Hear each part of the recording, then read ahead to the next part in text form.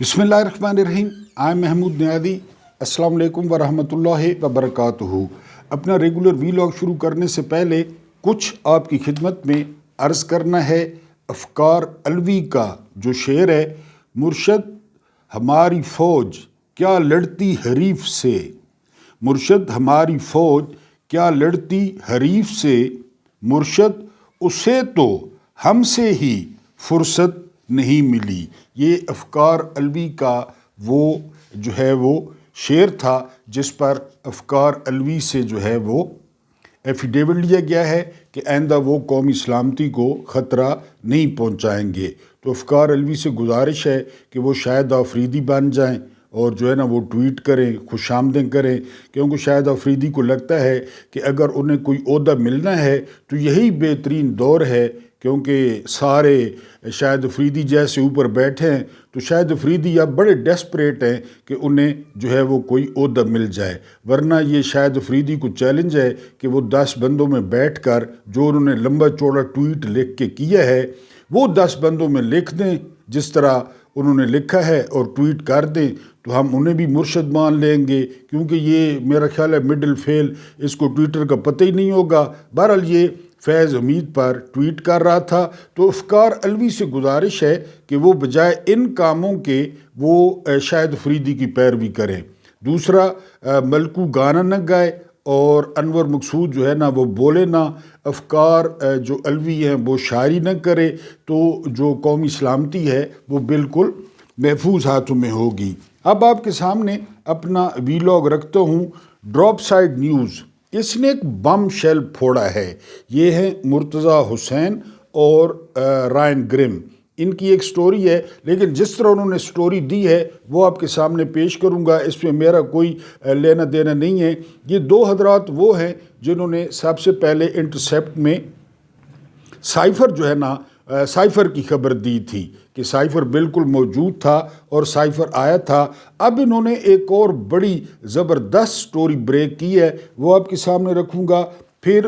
इंतखाबात अगर होते हैं तो 2/3 अक्सरियत कौन ले जाएगा, ये भी आपको बताना है। फिर डिजिटल नाई की खबर, ये हमारे देहातों में, मैं खुदा न खास्ता किसी ज़ात को या पेशे को निशाना नहीं बना रहा, लेकिन वो ख़बरें देने के लिए या सद्दा देने के लिए नाई को भेजते थे। तो आजकल आपको ये हसन अयूब, अलमारूफ गंदा नाला, इसके अलावा ये फैसल वाडा, मुनीफ फारूक, अंसार अब्बासी, ये लोग जो है ना ये डिजिटल नाई हैं, यानी 21वीं सदी में ये खबरें देते हैं फफे कुटनियों की तरह। तो उसी तरह के एक डिजिटल नाई ने खबर दी है, वो आपको बतानी है। एक और 2 नंबर लेफ्टिनेंट जनरल अली अमीन गंडापुर ने कहा था कि आप अपने इदारे को ठीक करें, जो लेफ्टिनेंट जनरल ठीक हो या जनरल ठीक हो वो आपके खाते में, और जो लेफ्टिनेंट जनरल जो है वो ठीक ना हो वो हमारे खाते में, ये आपको बताता हूँ। और जज कितने भोले हैं और कितने मासूम हैं। कादिर खान मंदूखेल ने असगर खान केस में आज डिप्टी अटॉर्नी जनरल से जो है वो पूछा कि क्या जो हमारी एजेंसियां हैं वो अब भी सियासत में मुदाखलत करती हैं। तो अटॉर्नी जनरल साहब ने कहा कि सर क्या बात करते हैं, हमारी एजेंसियां जो है ना उनका काम जो है वो इबादत है, उनका काम नमाज रोज़ा है, रातों को उठ उठ के जागना है, इसके अलावा जो है ना वो रोज़े रखना है, क़यामत को याद करना है, अल्लाह को याद करना है। वो हर वक्त रोते रहते हैं, वो किधर सियासत में जो है वो मुदाखलत करते हैं। बहरहाल कादिर खान मंदूखेल को भी मेरा ख्याल है शौक़ चढ़ गया है कि उनके कमरे में जो है वो कोई अच्छे और HD नस्ल के कैमरे जो है वो नस्ब करवाए जाएं, क्योंकि वो इस किस्म के सवाल पूछ रहे हैं। फिर उन्होंने ये भी कहा है कि जी बयान हल्फी दे दें, एफिडेविट दे दें कि जो है ना एजेंसियां सियासत में मुदाखलत नहीं कर रही। हमारा सिर्फ मासूमाना सवाल ये है कादिर खान मंदूखेल से कि अगर ये जो एजेंसियां हैं ये सियासत में मुदाखलत नहीं करेंगी तो फिर सर कोई काम भी बता दें इनको कि ये एजेंसियां क्या करें। उन्होंने मसरूफ़ रहने के लिए कोई ना कोई काम तो करना है। अब ज़ाहिर है वो सुबह दफ्तर आएँ और बैठ बैठ के घर चले जाएं और वो समझें कि हमारी तो तनख्वाह भी हलाल की नहीं है। ہم نے تو کوئی کام بھی نہیں کیا، تو ان کو ساتھ کوئی کام بھی بتا دیں کہ اگر آپ سیاست میں مداخلت نہیں کریں گے نا تو پھر یہ آپ کا کام ہوگا، آپ نے یہ کام کرنا ہے، آپ نے دہشت گردوں کی لوکیشن کا پتہ کرنا ہے، آپ نے دہشت گردوں کے ٹھکانے کا پتہ کرنا ہے، آپ نے دہشت گردوں کو جو ہے نا چن چن کے جہنم واصل کرنا ہے۔ بہرحال اٹارنی جنرل صاحب نے کہا ہے کہ بالکل اب سیاست میں یہ جو ہماری ایجنسیاں ہیں یہ بالکل مداخلت نہیں کرتی، اور وہ اللہ کو زیادہ تر یاد کرتی ہیں، زیادہ تر جو ہے نا ان کا ٹائم وہ گزرتا ہے اس کے عبادت کے کاموں میں، اور جو ہے نا وہ اس میں قبر کو یاد کرنے میں۔ تو یہ بہرحال قادر خان مندوخیل نے سپریم کورٹ میں ان سے پوچھا ہے، کیونکہ یہ کیس چل رہا ہے اصغر خان کیس۔ اصغر خان یہ پتہ نہیں کتنے سال ہو گئے ہیں اس کیس کو، جب جرنیلوں میں پیسے بانٹے تھے، آگے اس کا ذکر کرتا ہوں، فوج نے کہ فلاں الیکشن جیتے اور فلاں الیکشن ہارے۔ بہرحال آج عدالت کو بتا دیا گیا ہے کہ ہماری جو ایجنسیاں ہیں وہ سیاست میں بالکل جو ہے وہ مداخلت نہیں کرتی، ان کا سیاست سے کسی قسم کا جو ہے وہ کوئی تعلق نہیں ہے۔ مولانا فضل الرحمان نے کہا کہ اربوں روپے لیے گئے، اس کے علاوہ محمود خان اچکزئی نے کہا کہ وہ اربوں روپے لیے گئے، جاوید لطیف نے کہا ایک ایک سیٹ کے کروڑوں روپے لیے گئے۔ لیکن آپ کو پتہ ہے سیاستدان جھوٹ بولتے رہتے ہیں، سیاستدان جو ہے وہ غلط خبریں پھیلاتے رہتے ہیں۔ ایجنسی بھی بہرحال ایسا کام نہیں کرتی اور بالکل نہیں کرتی۔ اب آتے ہیں ڈیجیٹل نائی کی خبر پہ، یہ ہے فیصل واڈا۔ انہوں نے نہ ابھی عمران خان پہ نہ عمران خان کو ملٹری کورٹ لے جایا گیا ہے، نہ عمران خان پہ ملٹری کورٹ کا کوئی مقدمہ چلا ہے، تو انہوں نے خبر دے دی ہے اور انہوں نے فیصلہ سنا دیا ہے، اور انہوں نے کہا ہے کہ میری دعا ہے کہ عمران خان کو عمر قید ہو، سزائے موت نہ ہو۔ میں آپ کے سامنے پہلے عرض کر چکا تھا کہ ایک ریٹائرڈ لیفٹیننٹ جنرل ہے خالد نعیم لودھی، انہوں نے درخواست کی تھی آئی ایس پی آر صاحب سے کہ آئی ایس پی آر صاحب ان کو پٹا ڈالیں، ان کے گلے میں سنگلی ڈالیں، یہ آ کے ٹی وی پر فوج کا جو ہے وہ امیج خراب کرتے ہیں اور فوج کی طرف سے یہ خبریں دیتے ہیں اور فوج کی طرف سے یہ دھمکیاں لگاتے ہیں۔ اب یہ عمران خان کا جو ہے نا وہ عمران خان نے ملٹری کورٹ میں جانا ہے یا نہیں جانا، یہ اس کا فیصلہ ہوا نہیں، لیکن اس ڈیجیٹل نائی نے ٹی وی پہ آ کر سدا دے دیا ہے اور دعا فرما رہے ہیں کہ عمران خان کو سزائے موت نہ ہو، عمران خان کو عمر قید ہو جائے، کیونکہ عمران خان کو جو ہے نا وہ عمر قید ہوگی تو یہ جو سٹیٹس کو ہے، اس کا حلوہ مانڈا، اس کی جو ہے نا وہ روکڑا، اس کی دمڑی، یہ ساری برقرار رہے گی، اور یہ سارے ایک ہی جو ہے نا وہ تھیلی کا آٹا ہیں، یہ آپس میں مل جل کے وہ کھاتے پیتے رہیں گے۔ تو وہ اس ڈیجیٹل نائی نے جو ہے وہ سدا دے دیا ہے۔ اس کے بعد ایک اور 2 نمبر لیفٹیننٹ جنرل، میں نے آپ کو بتایا نا کہ علی امین گنڈاپور نے سنجانی میں کہا تھا کہ آپ اپنے جو ہے نا وہ ادارے پہ توجہ دیں۔ پہلے فیض امید، یعنی فیض امید پہلے سیکنڈ لیفٹیننٹ بنا، اس کے بعد لیفٹیننٹ بنا، اس کے بعد کیپٹن بنا، اس کے بعد میجر بنا، اس کے بعد لیفٹیننٹ کرنل بنا، پھر کرنل بنا، پھر اس کے بعد وہ بریگیڈیئر بنا، پھر وہ میجر جنرل بنا، پھر وہ لیفٹیننٹ جنرل بنا، پھر وہ ڈی جی آئی ایس آئی بنا، اور اس ادارے کو پتہ چلا کہ یار فیض امید تو 2 نمبر آدمی ہے، فیض امید تو جو ہے نا وہ غلط آدمی ہے۔ اب اس کا جو ہے وہ ٹرائل ہو رہا ہے کہ فیض امید سیاسی مداخلت بھی کرتا تھا، لوگوں کو بھی تنگ کرتا تھا۔ یہ وہ فیض امید ہے جس نے 2018 میں عمران خان کی حکومت بنی تو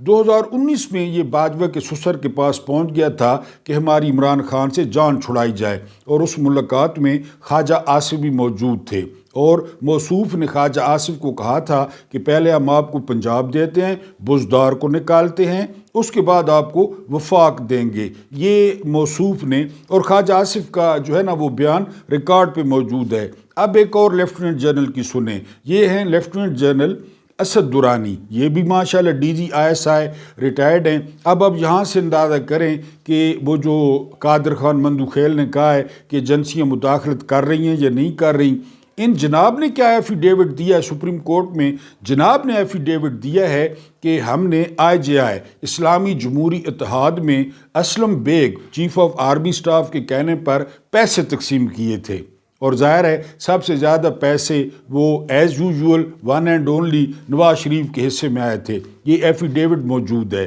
یہ اسد درانی کا۔ سپریم کورٹ میں، اس کا اب بھی ذکر آیا ہے۔ تو اس لیفٹیننٹ جنرل کا حال دیکھ لیں اور اس لیفٹیننٹ جنرل کی مداخلت دیکھ لیں اسد درانی کی۔ پھر لگے ہاتھوں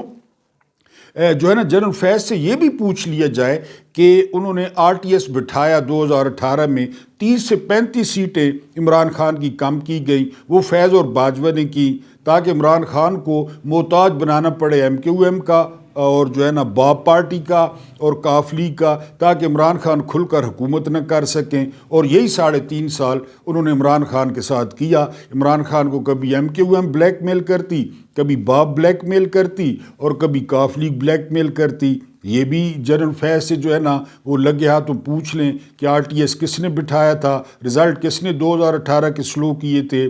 عثمان ڈار جو جیت گیا تھا خواجہ آصف سے، آدھی رات کو خواجہ آصف کو کس نے جتوایا عثمان ڈار سے، یہ ساری باتیں جو ہے نا وہ سامنے لے آئیں۔ اگر آپ نے احتساب کرنا ہے اور ریئل احتساب کرنا ہے، اور اگر آپ نے ڈی چوک سے توجہ نہیں ہٹانی کہ لوگوں کی توجہ ڈی چوک سے ہٹ جائے، گولی کیوں چلائی اس سوال سے ہٹ جائے، یا PTI کوئی قانونی کارروائی نہ کرے اس پہ دباؤ ڈالنا ہے، یا ہمارے خلاف FIR نہ آئیں اس پہ دباؤ ڈالنا ہے، PTI انگریزی میں پریس کانفرنس نہ کرے اس پہ دباؤ ڈالنا ہے، اگر یہ نیت ہے تو پھر تو ٹھیک ہے۔ ورنہ اگر آپ نے احتساب کا فیصلہ کر لیا ہے تو احتساب کا میں نے آپ کو بتا دیا ہے کہ یہ ساری چیزیں سامنے لائیں اور کھلا احتساب کریں، جس طرح عمران خان کہتے ہیں کہ لوگوں کے سامنے کریں، ان سے یہ سوال پوچھیں کہ آپ نے یہ کیوں کیا، آپ نے کس مینڈیٹ کے تحت کیا۔ اور پھر 34 سال بعد آپ کو پتہ چلتا ہے کہ ہمارا لیفٹیننٹ جنرل جو ہے نا وہ سیاسی مداخلت کر رہا ہے، وہ ٹاپ سٹی والوں کو پریشان کر رہا ہے، وہ ٹاپ سٹی ہڑپنا چاہتا ہے۔ اسد درانی پیسے بانٹتا پھر رہا ہے، اب وہ کس کے پیسے تھے، فوج نے جیب سے تو نہیں دیے ہوں گے، کیوں بانٹے؟ اور پھر IJI جیت بھی گئی، آپ کو پتہ ہے نواز شریف وزیر اعظم بنے تھے۔ تو بہرحال اسد درانی صاحب نے بھی ایفیڈیوٹ دیا جس میں سپریم کورٹ نے کہا تھا اپنے فیصلے میں کہ افسروں کو جو ہے اپنے سے اوپر والے افسروں کے غیر آئینی اور غیر قانونی احکامات نہیں ماننے چاہیے۔ اب اگر کوئی نہیں مانتا تو وہ غداری ہے، وہ وطن دشمنی ہے، وہ ملک کی سلامتی کے خلاف ہے۔ بہرحال یہ اسد درانی صاحب نے جو ہے نا یہ گل کھلائے ہیں۔ Asghar Khan case supreme court میں چل رہا ہے اور اس پہ جو ہے نا یہ تھوڑی سی آپ کے سامنے تفصیل بیان کرنی تھی۔ اس کے بعد رانا ثناء اللہ صاحب ملے ہیں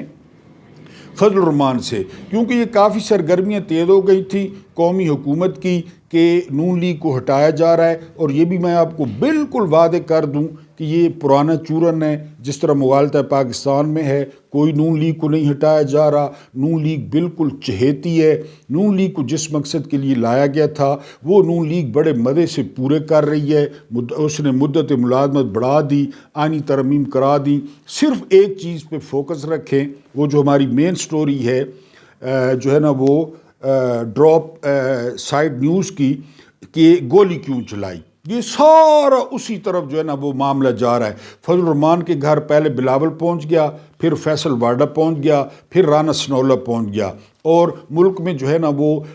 چورن بکنے لگ گیا کہ جی حکومت بدل رہی ہے، نون لیگ کو گھر بھیجا جا رہا ہے، پیپلز پارٹی آ رہی ہے، بلاول آ رہے ہیں۔ میں نے بتایا نا کہ سارے جو کچھ بھی کیا جا رہا ہے وہ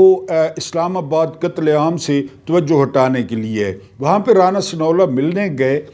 فضل الرحمان کو، تو فضل الرحمان نے رانا ثناء اللہ کو کہا کہ آپ اس طرح کریں، عمران خان کو رہا کر دیں، اور دوسرا یہ کہ ملک میں نئے الیکشن کے بارے میں سوچیں، تب مسائل حل ہوں گے۔ تو رانا ثناء اللہ نے جواب دیا اس کا یہ مطلب ہے کہ ہم عمران خان کو رہا کریں، ملک میں الیکشن ہو، عمران خان 2/3 اکثریت لے جائے اور پھر تلوار سے ہمیں ذبح کر دے۔ اب اس چھوٹے سے بیان میں سارے عمران خان کے کیسز کی حقیقت، عمران خان کی کرپشن کی حقیقت، عمران خان کے جیل کی حقیقت، وہ جو چیئرمین نیب ہے لانتی اس کی حقیقت، وہ بھی لیفٹیننٹ جنرل ہے، وہ صاف ہو گئی ہے کہ جی انہوں نے اپنی ڈر کی وجہ سے عمران خان کو بند کیا ہوا ہے۔ کوئی کیس نہیں ہے، کوئی توشہ خانہ نہیں ہے، کوئی القادر نہیں ہے، صرف وجہ یہ ہے عمران خان باہر آتا ہے تو کھاتا ہے، اور سارا دن اور ساری رات یہ ڈیجیٹل نائی ان کو ڈراتے رہتے ہیں کہ جو کچھ تم لوگوں نے عمران اور عمران کی پارٹی کے ساتھ کر دیا ہے، اور خاص کر اب اسلام آباد ڈی چوک میں جو ڈی چوک میسیکر کیا ہے، تو اس کا حساب عمران خان لیں گے۔ تو رانا ثناءاللہ نے فضل الرحمان کو کہا ہے کہ آپ یہ چاہتے ہیں عمران خان آئے، 2/3 اکثریت لے اور ہم پہ آرا چلا دے، رندہ پھیر دے۔ یعنی ایک یہ بات بھی اسٹیبلش ہو گئی کہ عمران خان سب سے زیادہ پاپولر ہیں، اور عمران خان باہر آ کر الیکشن لڑے تو وہ 2/3 اکثریت لے جائیں گے، چاہے ادارے خلاف ہوں، اسٹیبلشمنٹ خلاف ہو، ساری سیاسی جماعتوں کا ایک امیدوار ہو، ایک طرف عمران خان کو امیدوار ہو، کوئی بھی ہو، کوئی بیرسٹر گور نہ ہو، کوئی شیر افضل مروت نہ ہو، میرے جیسا اگر لگڑ بھی ہو نا، وہ بھی ان پارٹیوں کو ہرا دے گا۔ تو بہرحال یہ رانا ثناءاللہ نے اعتراف کیا ہے کہ جی عمران خان کو چھوڑتے ہیں تو وہ ہم پہ رندہ پھیر دے گا، اور رانا ثناءاللہ صاحب بکرے کی ماں کب تک خیر منائے گی؟ آپ پہ رندہ پھرنا ہے۔ آپ لوگ 2 نمبر ہیں، آپ لوگ چور ہیں، آپ ڈاکو ہیں، آپ لٹیرے ہیں، آپ مینڈیٹ چور ہیں، آپ اسٹیبلشمنٹ کے پالشی ہیں، آپ اسٹیبلشمنٹ کے جو ہے نا مالشی ہیں، آپ پہ رندہ پھرنا ہی پھرنا ہے۔ اب ہم آتے ہیں اپنی مین سٹوری پہ جو بم شیل ہے، اور میں نے کہا میں آپ کو سٹوری بتا رہا ہوں اور کچھ نہیں وہ کر رہا۔ سٹوری ہے جی ڈراپ سائٹ نیوز کی، اور یہ دی ہے مرتضی حسین اور جو ہے نا وہ رائن گریم نے۔ ان کی سٹوری یہ ہے کہ جو ڈی چوک میں میسیکر ہوا، جو ڈی چوک میں قتل عام ہوا، انہوں نے تصویریں بھی جاری کی ہیں، امیجز بھی جاری کی ہیں، اور انہوں نے کہا ہے کہ یہ بالکل جو ہے وہ پری پلان وہ منصوبہ تھا۔ یہ منصوبہ مظاہرین کے آنے سے پہلے بنا لیا گیا تھا، اور جب مظاہرین ڈی چوک میں پہنچے تو ان کو گھیرا گیا۔ میں نے آپ سے پہلے بھی ذکر کیا کہ احمد فرحات جو شاعر ہیں، انہوں نے جو ہے وہ کہا کہ آنسو گیس نہیں تھی، کوئی ایسی چیز پھینکی گئی کہ سانس لینا نہیں ہو رہا تھا، سانس لینا دشوار ہو رہا تھا، اور اس دشواری کی وجہ سے، اس تنگی کی وجہ سے لوگ ٹکرے مار رہے تھے، یعنی ان کو سانس نہیں آ رہا تھا۔ اس کے علاوہ لوگ الٹیاں کر رہے تھے، وہ کوئی سمپل آنسو گیس نہیں تھی۔ اور اس بات کی جو ہے نا وضاحت اس جو ہے نا وہ ڈراپ سائٹ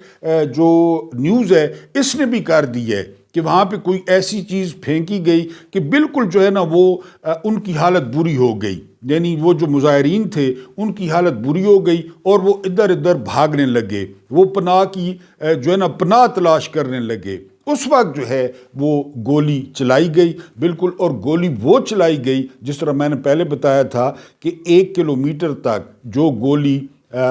شکار کو گرا سکتی ہے، تو وہ گولی استعمال کی گئی، اور پھر مظاہرین بالکل جو ہے وہ نزدیک تھے، مظاہرین بالکل قریب تھے، ان پر جو ہے نا 1 کلومیٹر دور تھے ہی نہیں، اور ان پر جو ہے وہ گولیاں چلائی گئیں۔ سنائپرز نے بھی گولیاں چلائیں اور دوسری طرف سے بھی گولیاں چلیں۔ یہ مرتضی حسین اور رائن گریم کی جو ہے وہ سٹوری ہے۔ اس کے بعد وہ کہتے ہیں کہ یہ سارا کچھ ہوا، اور پھر ڈیوٹی لگی ہوئی تھی کہ 3 گھنٹے کے اندر اندر، میں نے پہلے بھی ایک ویلاگ اپنا کیا تھا کہ 3 گھنٹے دیے گئے تھے کہ 3 گھنٹے میں یہ جو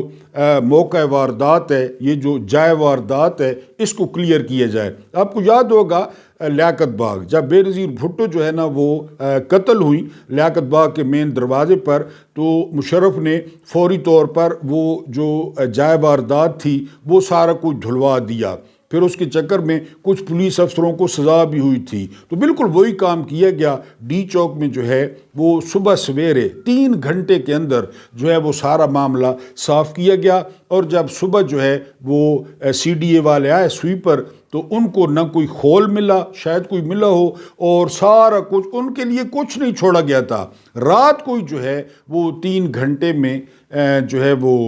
سارا کچھ کلیئر کر دیا گیا، سارا کچھ دھو دھا دیا گیا، اور ہر چیز روٹین میں آ گئی۔ بہرحال یہ اس میں جو امپورٹنٹ نقطہ ہے، وہ امپورٹنٹ نقطہ یہ ہے کہ مظاہرین کے اسلام آباد پہنچنے سے پہلے یہ فیصلہ کر لیا گیا تھا کہ جی آپریشن کرنا ہے، ان کو سبق سکھانا ہے، ان کو گولی مارنی ہے، اور پھر وہ گولی مار دی گئی۔ جس طرح میں نے بتایا کہ مرتضی حسین اور رائن گریم یہ 2 بندے وہ ہیں جنہوں نے انٹرسیپٹ میں جو ہے وہ سائفر کی سٹوری شائع کی تھی اور بالکل وہ حرف حرف صحیح ثابت ہوئی تھی۔ اب ان کا دعویٰ یہ ہے کہ انہوں نے اس کی اطاعت بہرحال جو ہے نا وہ تردید کی ہے کہ ہمیں فوج کے اندر کے ذرائع سے یہ خبر ملی ہے، پھر جب ہمیں خبر ملی ہے تو ہم نے پھر اس کو چیک کیا ہے، کاؤنٹر چیک کیا ہے، دوسری دفعہ چیک کیا ہے، اور دوسری دفعہ چیک کرنے پر بھی یہی سٹوری سامنے آئی ہے۔ اب اگر یہ سٹوری غلط ہے یا یہ آپریشن پری پلانڈ نہیں تھا تو حکومت کے پاس یا اسٹیبلشمنٹ کے پاس وہ قانونی چارہ جوئی کا حق موجود ہے۔ سائفر کے وقت بھی موجود تھا کہ جی وہ قانونی چارہ جوئی کریں، جو ہے نا رائن گرم اور مرتضیٰ حسین پہ ان پہ مقدمہ کریں کہ انہوں نے جھوٹی خبر دی ہے، لیکن آپ میری بات لکھ لیں کہ کوئی بھی مقدمہ نہیں ہوگا، کوئی بھی قانونی چارہ جوئی نہیں ہوگی، کیونکہ وہ ویسے جو ہے یہ منیب فاروق کی طرح یا جو انصار عباسی ہیں ان کی طرح وہ خواہشات پہ وہ خبر نہیں چھاپتے، بلکہ پہلے وہ خبر کو اچھی طرح چھان پھٹک کے اس کے بعد شائع کرتے ہیں۔ تو اگر جو ہے ان پہ قانونی کارروائی کرنی ہے تو کریں۔ میں نے بہرحال آپ کے سامنے ڈراپ سائیڈ نیوز کی جو ہے وہ مین سٹوری رکھ دی کہ یہ دعویٰ ہے دو جرنلسٹ کا کہ یہ جو آپریشن تھا یہ بالکل پری پلان تھا۔ اللہ پاک آپ کو آسانیاں عطا فرمائے، آسانیاں بانٹنے کی توفیق عطا فرمائے۔ میرا رب کریم آپ کے اور میرے مرحومین کی مغفرت فرمائے، ان کے ساتھ عدل کا نہیں رحم کا اور احسان کا معاملہ فرمائے۔ مجھے برداشت کرنے کا بہت بہت شکریہ۔